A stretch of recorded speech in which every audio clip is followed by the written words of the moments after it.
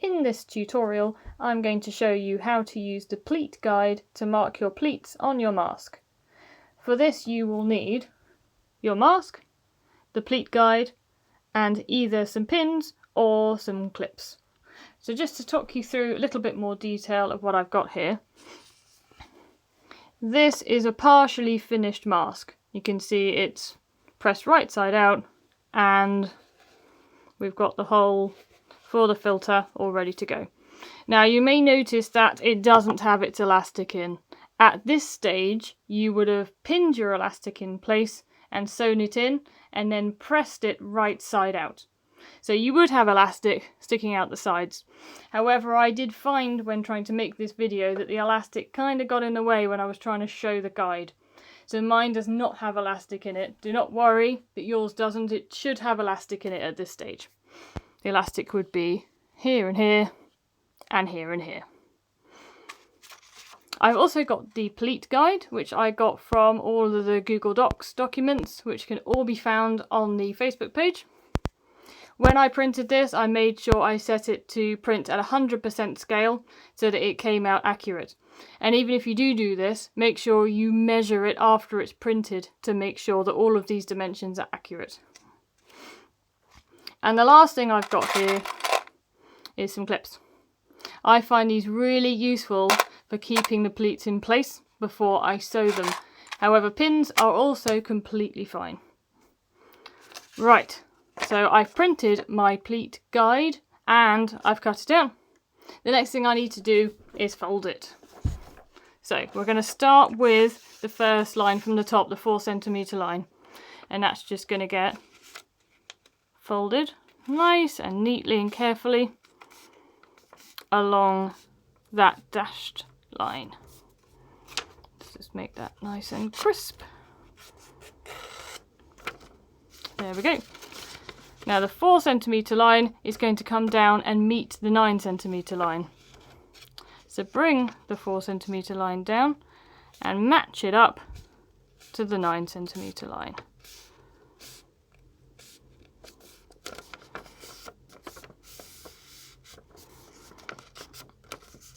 Once I've brought it down, it looks like it's matching nicely, I'm just going to sort of crisp up the fold that's appeared on the back. So you'll see there's now a fold on the back, which I'm just going to run my nail along, crisp that up. There we go. That's the first one done. Just open this up a bit. So now the 11.5 centimetre line needs to meet the 16.5 centimetre line in exactly the same way.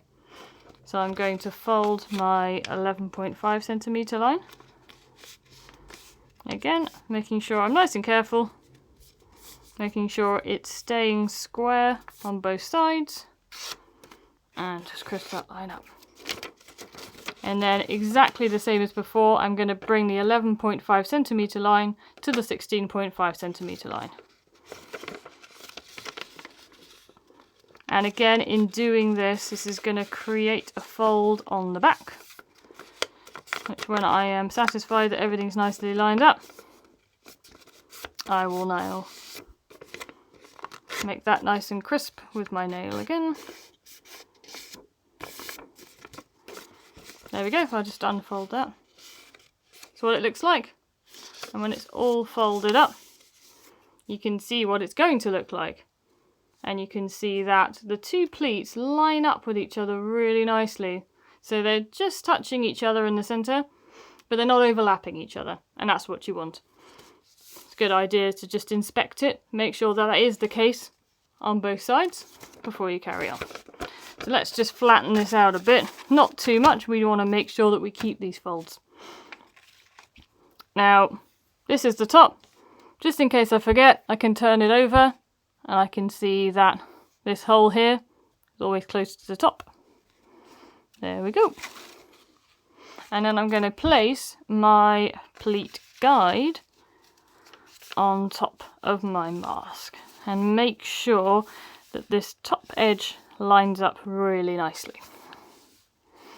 That looks good, fairly central. You also want to make sure that things are looking square either side.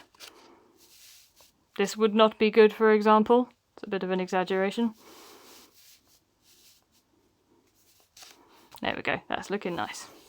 So you'll notice that my mask is just a little bit longer than the pleat guide. Doesn't really matter all that much. There we go, that's all really nicely lined up. So the way I do this is I will put my fingers on the bottom section of the pleat guide. And then I'll fold the pleat guide and the fabric as well, bring it with it, along this last, I suppose, this last fold line. So let's bring this down and make sure that it's sat really nicely all the way along, looking nice and square. That looks good.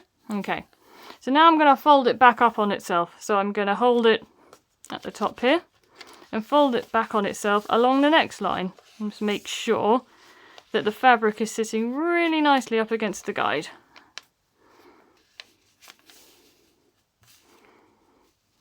That slipped a little bit. You can make little adjustments as you go. You can see mine ended up a little bit square, so let's just sort that out now. There we go, that's looking really nice. First one's done. Right, move up to the next line. Again, holding my fingers in place, bring the guide and the fabric over the top, and then bring the guide and the fabric back on itself. And at this stage, you just want to make sure that the fabric is lining up really nicely with the guide on all the folds, and also that your edges are nice and straight.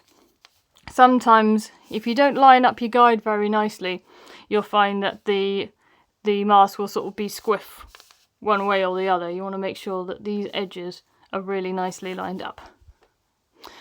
And when you're happy with it, this is where you want to either pin or use your clips. So again, I'm just going to put my left hand on top just to make sure that these pleats that I've been so careful to make sure are lined up perfectly are going to stay lined up. I'm just going to use my clip, make sure that's clipped through all the layers. I'm going to start with the right hand side and do the top pleat and the bottom pleat, and then I'm going to change hands, move over to the left hand side and do the same thing again. When you are pinning or clipping or however you are holding your pleats in place, make sure it goes through all the layers. Sometimes, see, I'm trying to do this with my left hand, that's why it's not going very well on this side. If it continues to not go well, I'm going to swap hands. Yeah, I'm definitely going to swap hands. This is not going very well.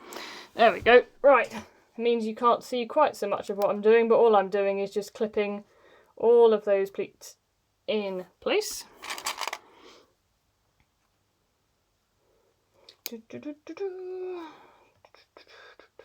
Making sure I catch all the layers. Okay, there we go. And when you are happy that it's all pinned or clipped in place and it's all nice and secure, all you have to do is just pull the guide out. Ta-da! There you go.